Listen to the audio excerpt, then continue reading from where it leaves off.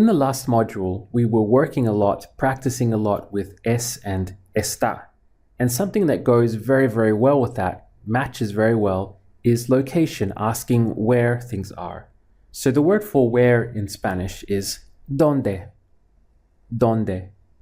So if you were to ask where is it, we're obviously talking about location. So it would be donde está. Notice that it's not taking es, but it's taking está. So whenever we're talking about location, we're going to be using está. So where is it would be donde está. Let's practice now asking where things are. So to begin with, how would you ask, can you tell me where it is, please? ¿Puedes decirme dónde está, por favor? So can you express with puedes, and can you tell me, puedes decirme. Now we have where it is, dónde está, and please, por favor. What about I need to know where it is? Necesito saber dónde está. I can't find where it is. No puedo encontrar dónde está. You have to tell me where it is because I need it. Tienes que decirme dónde está, porque lo necesito. Here we have, you have to tell me, tienes que decirme where it is, dónde está, because I need it, porque lo necesito. To say in the morning would be en la mañana. So in the morning, en la mañana. Try to say, she has to tell you where it is in the morning. Tiene que decirte dónde está en la mañana. So she has to, now is tiene que, and she has to tell you, tiene que decirte, the te for you. Where it is, dónde está, en la mañana, in the morning. What about he has to know where it is? Tiene que saber dónde está. Here we're using saber as the full verb to know. So he has to know. Tiene que saber dónde está. Try to say, I want to know why you can't tell me where it is.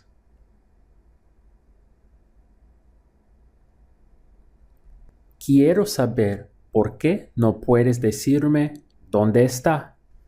Here we have, I want to know, quiero saber, why is por qué. You can't tell me, no puedes decirme where it is, dónde está.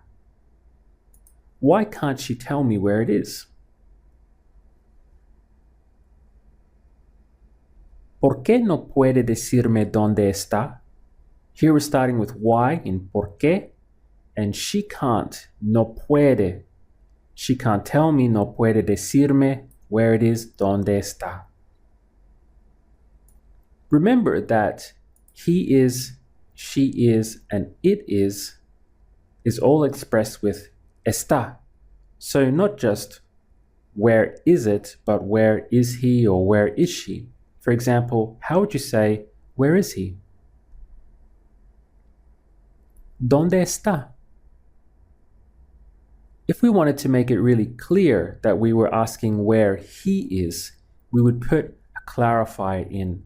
So that would be él, and it comes at the end. So it would be, ¿Dónde está él? We have a similar situation asking, where is she? Again, if it was understood already in the context of the conversation, we would simply do that with, ¿Dónde está? However, if you wanted to make it crystal clear, try to say that now, where is she? And make it crystal clear that you're asking where she is. ¿Dónde está ella? So in our two examples, we had ¿Dónde está él? And ¿Dónde está ella?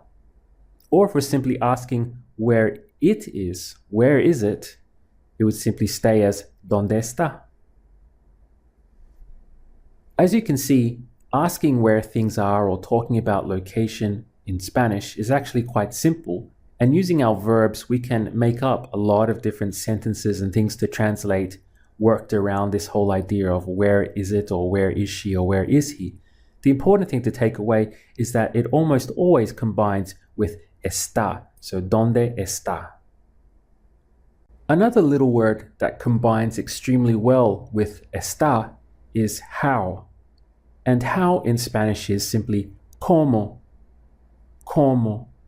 So if we were asking how is he, in other words, how is he feeling or how is he doing today, it would simply be cómo está. Cómo for how, and then está for how is he or how is she or how is it. Cómo está? As I mentioned, it could also be used for she, or it. So sometimes we're going to need to throw in a clarifier, something to clarify it. And it works the same way as with donde. So how do you think we might say, how is he, making explicitly clear that we're asking how he is? ¿Cómo está él? We're throwing in the clarifier él at the end of the sentence, again to make it crystal clear, just the same as we did with donde. What about how is she? Again, making it clear that we're asking how she is. ¿Cómo está ella? How would you say, I want to know how he is today?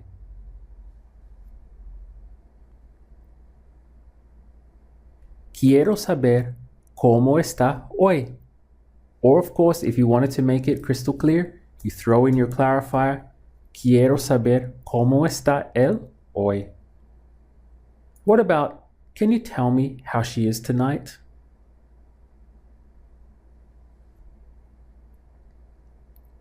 ¿Puedes decirme cómo está esta noche? So here obviously it's being understood in the course of the conversation that we're asking how she is.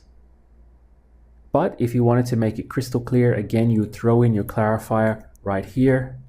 So it would read as, ¿Puedes decirme cómo está ella esta noche? What do you think it would mean if instead of saying cómo está, we said cómo es? This really changes it because what we're now asking is what type of person is he or is she? If it was cómo está, then that's understood that you're asking how is she feeling or how is he doing today. But changing over to es implies now that we're asking how they are as a person, not how they're doing today, but how's their personality? What are they like in general? So it's an important distinction to make when using cómo está. You're asking, how is he doing today? How is he feeling today? Something like that. Versus cómo es. So, for example, you could be having a conversation and you don't know the person and you're asking, what are they like? Not how are they, but what are they like? Cómo es. And that distinction is made by switching from está to es. As you can see, how and where combine extremely well with está. And it's such a common thing to ask how someone is or what someone is like or where someone is or where it is that I thought I would throw these 2 short videos in immediately after doing our module on es and está, simply to tie it all together and to give you some more useful Spanish that you can use in everyday conversation.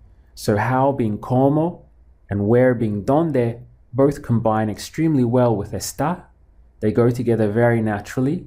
And of course, using our verbs, we can build a lot of sentences around that little bit of information.